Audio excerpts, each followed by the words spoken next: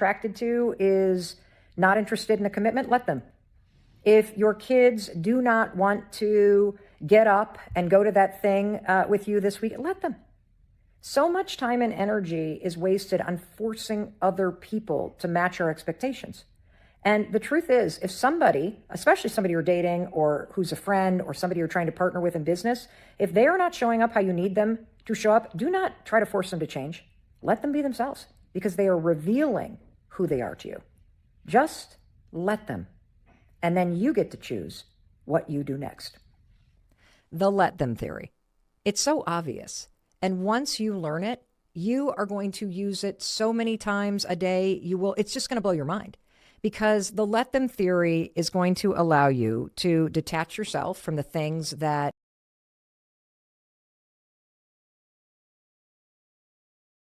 the interior design is amazing. He wanted everything inside to look mid-century modern, except his new wife. I remember when Bruce invited me to their wedding, he hand-delivered the invitation, and I told him, I'll catch the next one. George, Michelle, it's really great to see you. Because of our work together on the Bridge of the Fabled Enterprise, it broke a lot of stereotypes. Not only did we take a chance and allow an Asian gentleman to drive, we had a black woman sitting in front of a large screen who didn't yell things at it. George, for the last time, I will not let you suck my cock. And Michelle, thank you very much. You know, the whole time Bob and I were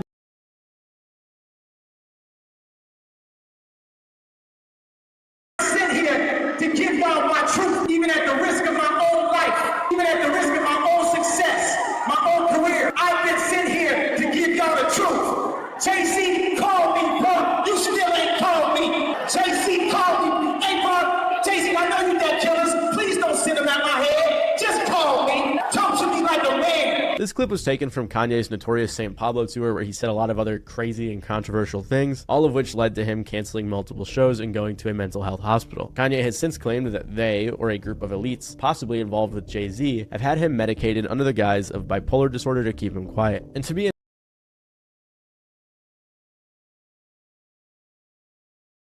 people smoking weed and you felt some type of way, at that time, instead of attacking you, I should have called you and said, hey man, like I ain't really appreciate what you said. Where is it coming from? Also on the other side of that, as things got along and you started to have your issues in Pittsburgh and I came out and spoke, I should have talked to you then as well. They both know, I've said that on this show before, that I should have been better as an OG and been better in the way that I dealt with you. And so I wanted to get that out and clear the air. Why didn't you reach out to my man? That's the little brother, man. Why didn't you reach out to him? You know what? I'll be honest. You know, at the time, like I truly didn't understand it.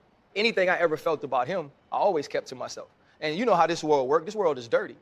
When they understood that we had an issue, people would call me constantly, A B did this, A B did that, A B didn't pay this person, A B didn't do this. And my answer to them all the time was, that ain't got nothing to do with football. Because in my heart, no matter what was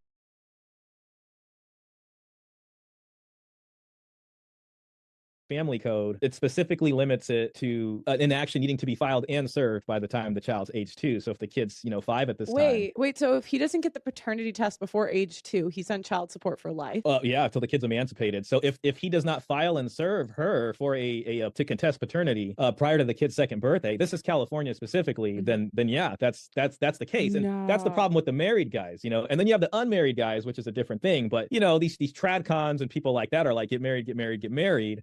But that's what comes in with that, Wait, so they divorced at 7 and he goes, he can't claim the kid is not his now, or like the kid's 7. So if he was married and that child was born within the marriage, there's a presumption of paternity there. It's a very specific legal term, but it means you're legally the father, right? And no.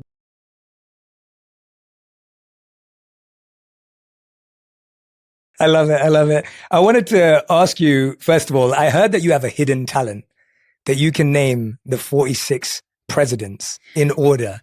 Is that real? I can't. It comes and go. It Okay. comes and go. I just know a lot of weird, different facts about presidents. Okay. And people will be like, but why? That is so random. Like when I was younger, I didn't really have like Nintendos and sometimes I had cable and sometimes I didn't. So I just really ain't had no choice but to read. And like, I like to read like factual stuff. So I would just read like a whole bunch of history things. Like me, I would literally, when I'm bored, like, you know how they give you the history books in your school?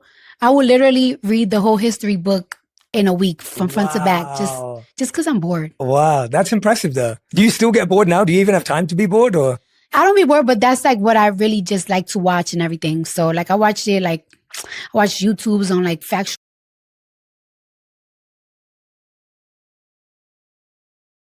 People give Draymond a lot of problems, but he is one of those dudes that figured out who he is, figured out how he needs to play, figured out how can I play at a high level doing what I do best. And that's making Get his hand, Man, I'm gonna have an imprint on the game. I'm gonna go 0 for 5. I might have 2 points, but my imprint is gonna be all over this game. No question. And you look at him and Steph, man, they were just disruptive the whole game.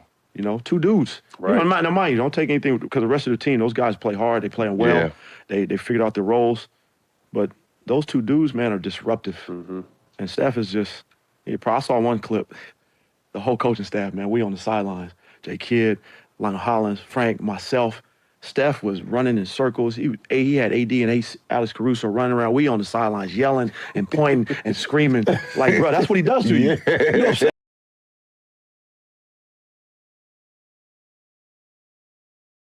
Yeah, it's my favorite question. I'm not gonna lie, I felt bad a little bit. Only because he's my favorite player of all time. I didn't want to send him home like that, but Oh, send him home like that. you know what I mean? It happened, man. I felt bad. So what is it like for Yeah. you as an OG? Yeah.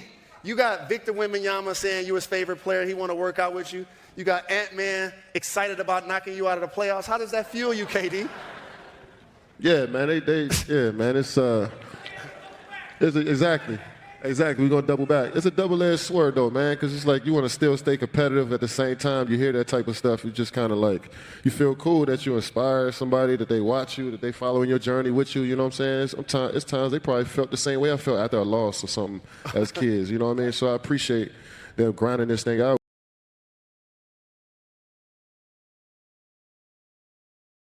Human males will go to great lengths to pursue their mates. Where there's women, there will be men, and where there's attractive women, there will be men with money, and men with money will peacock to get the attention of attractive women. Nightclubs give men who are looking to impress or chase clout a brief yet material platform for that attention and exclusivity. For a couple $1,000s, you can flex by buying a private table at a club. Men go where women are, and nightclubs make money off of men who are looking to make a statement. As a result, women are essential to a successful nightclub. In the simplest abstraction, without women, there's no one to flex on, which in turn means no men and no spenders. If a club is empty, slow, has too many dudes,